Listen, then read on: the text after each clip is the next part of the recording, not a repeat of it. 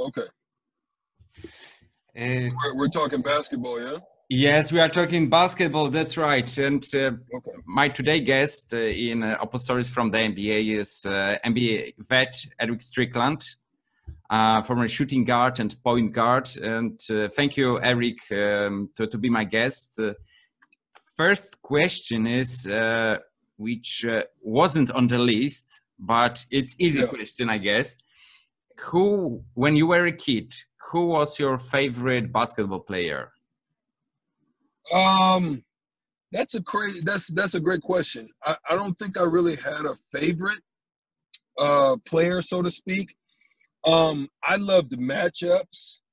I loved underdogs, but I will say that as I got into more high school and really started observing style of play, I would say that a model, not necessarily my favorite player, but I modeled myself and my game after was like Gary Payton. Mm-hmm. That was the one that I felt had that similar style of game that I like to play, and so I modeled that. Mm-hmm. So how it was to be and when you were an NBA player and you could play against him, what was this feeling? Well, it was an amazing feeling to play against him, because Gary talks, he likes to run his mouth too. So, me being a rookie and then, how well I played against him and defended him. And, we got into a little mini talking match. And of course he won because he had a lot more money than I did at that time. But it was amazing. I think, when you're talking about basketball and being in the arenas and you're getting those opportunities, and then I happen to be a starter really early in my career. So those, when you show up at the arena and you're getting ready, I mean, your nerves are all there and your palpitations, and you know what your assignment is, whether it's Michael Jordan or it's, Nick Van Exel or John Stockton or whatever that matchup was going to be.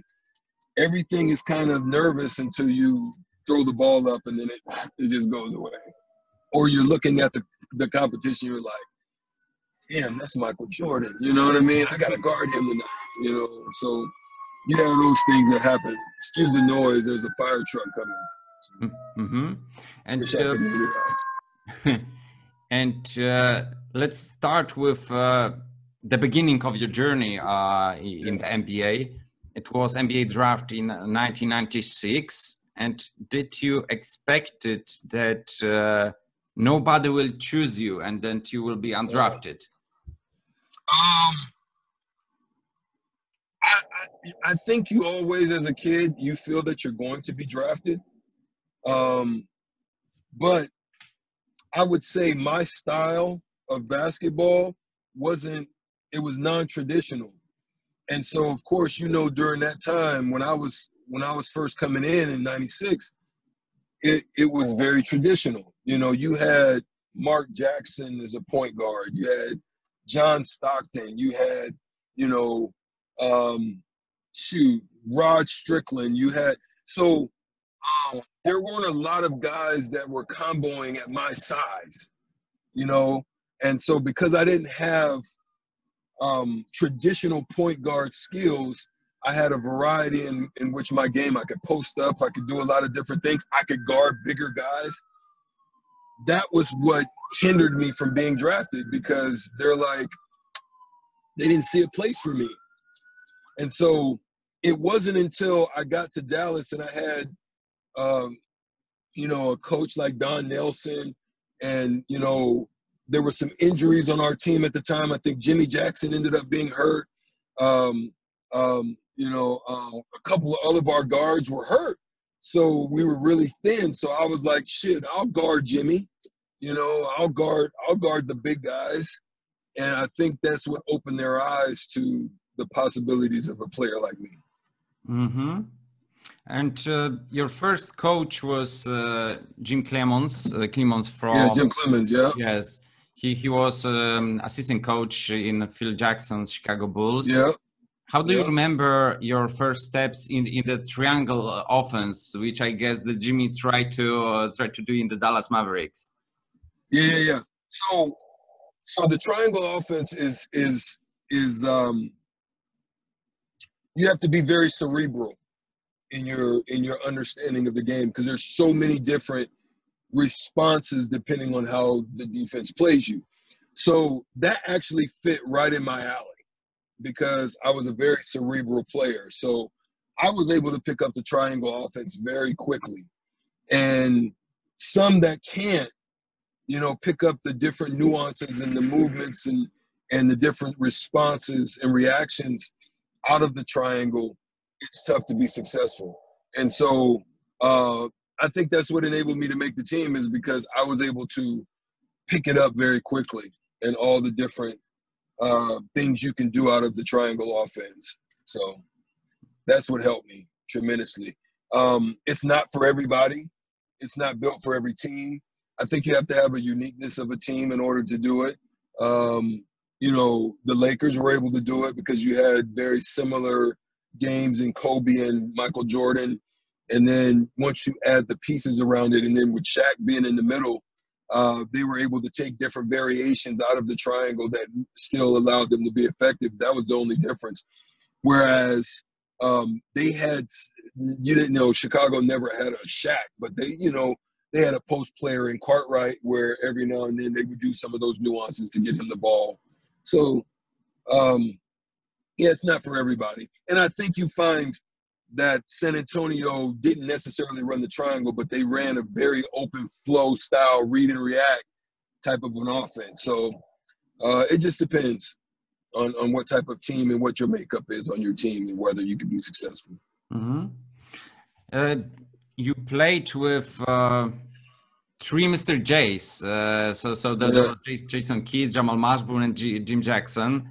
How do you remember cooperation with them? Because as I remember, in the middle 90s, they looks like this trio which could lead in the league at this time.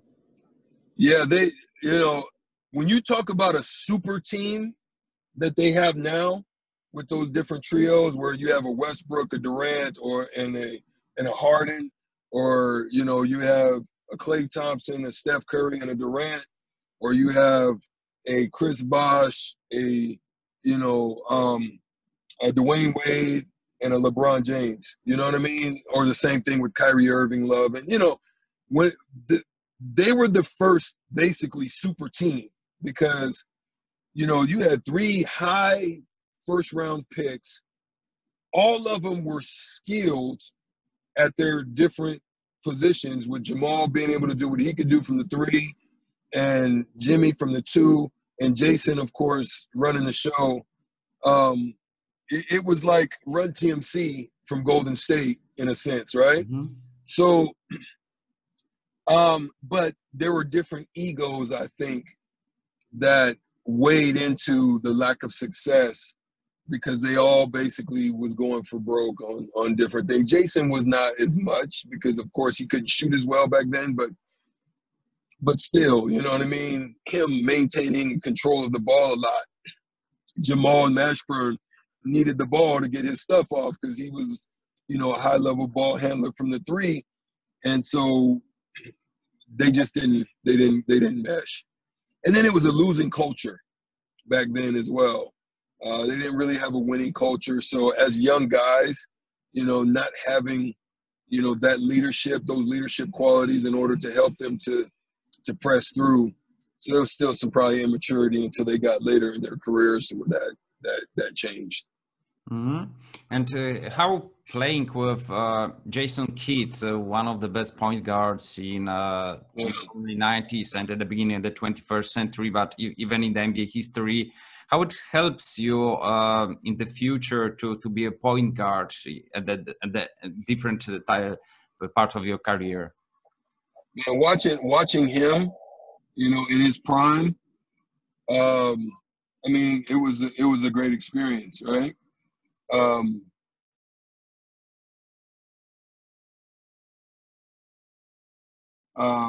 Watching Jason definitely helps. I think with his full court abilities. That's a part of my game that was successful in watching him. But Derek Harper really was the one that helped me to become a point guard.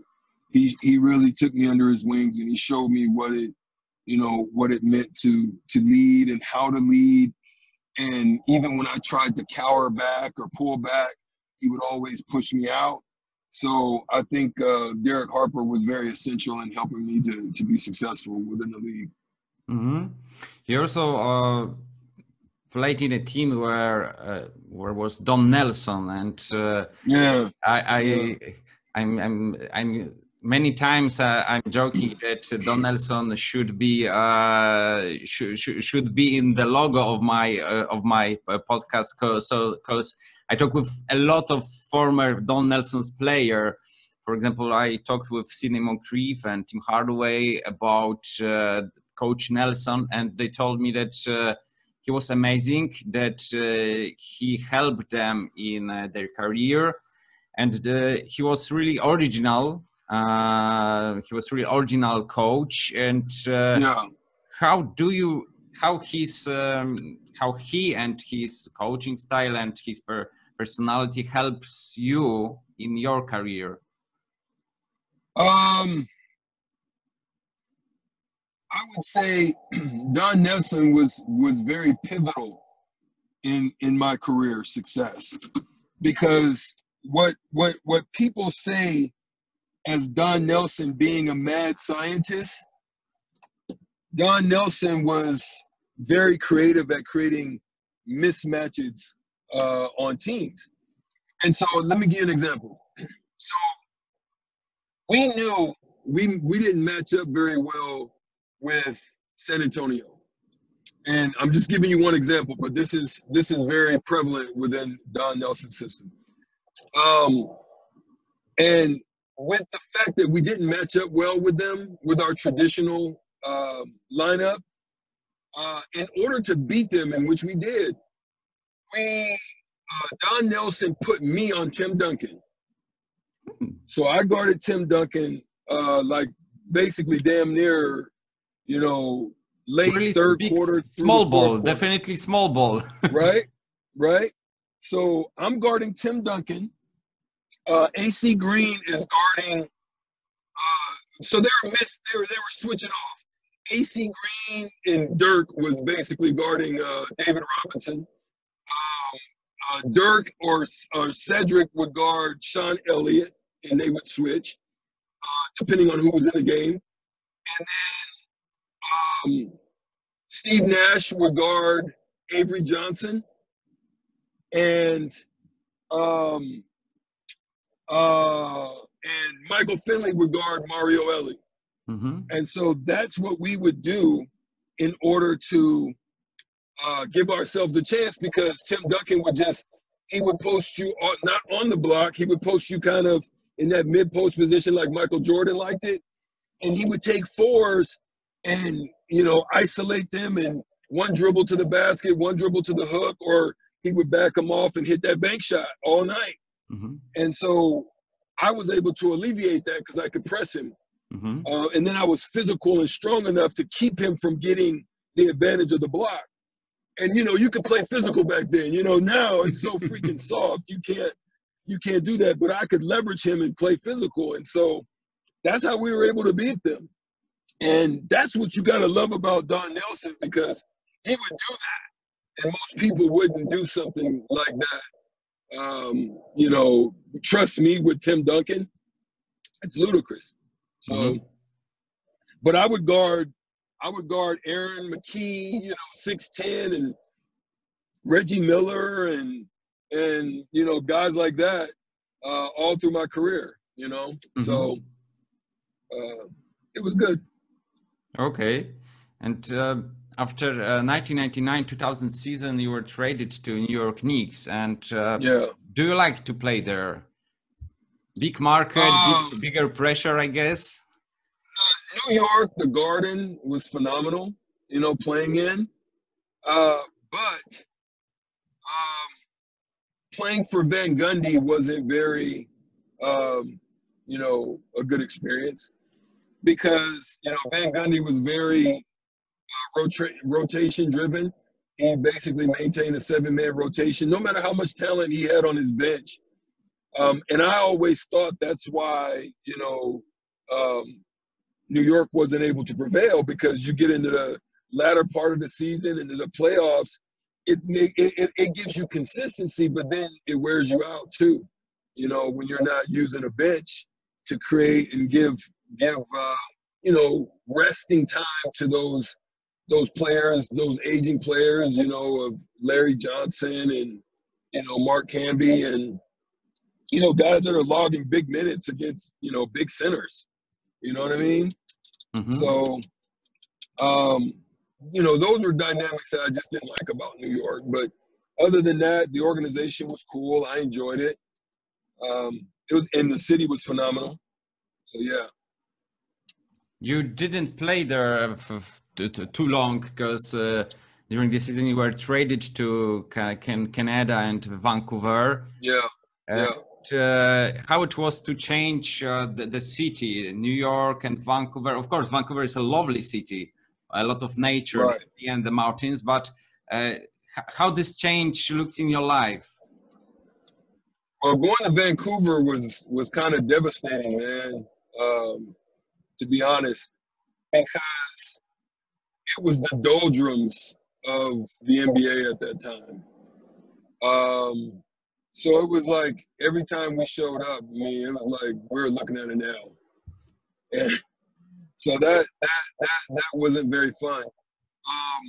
That caused me to do something very stupid that I probably would never advise any player to do ever again. But I ended up, it was a great decision, because I ended up going to Boston. But I don't ever advise you giving up money, to the tune of $6 million. I don't think I would advise any player to do that if you got just 2 years still on your contract and you give that up. So I gave that up and ended up going to Boston. But that Boston team was phenomenal. Mm-hmm. We ended up, I think, with the second best record in the East that year. Went to the conference finals, played a real tough New Jersey team, and lost. But so yeah, that was the experience in Vancouver. Great, like you said, great city. The people were phenomenal, very beautiful. But the organization at that time wasn't very good. Mm-hmm. I'm really curious, because they've got at that moment a really good young core. Sharif Abdul Rauf,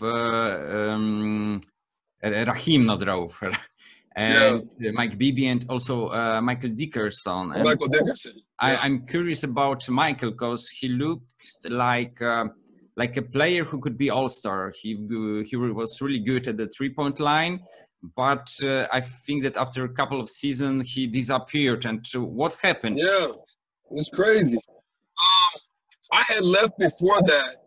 And Mike was a baller, and you're right. I'm thinking he's, on the verge of breaking through an all-star, and next thing I know, he just fell off the map, and I have no clue what happened with him. Maybe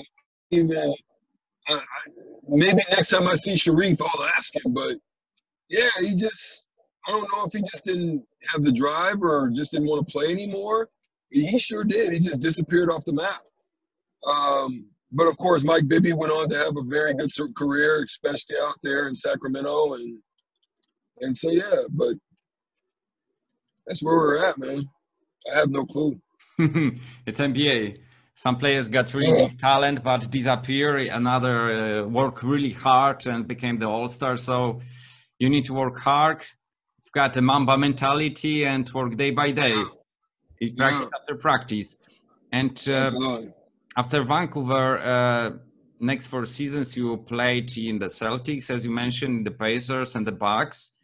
And what was the most difficult during that time? Because you changed the clubs, cities. How it was from your perspective as a player and also as a person with the family? Well, again, being a cerebral player, picking up new terminologies and new systems wasn't hard for me. But I think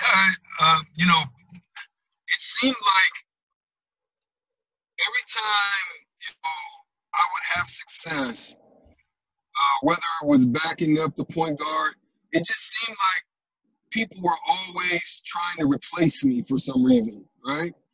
And it just didn't seem to work out. Like when we were in Boston, during the season, before he started bringing in all these other point guards and stuff like that, like Tony Delk, and I think he brought in someone else. We 3-1 Boston. I mean New Jersey. We beat them in the series 3-1. And so then the things that you do to have success, we don't do no more.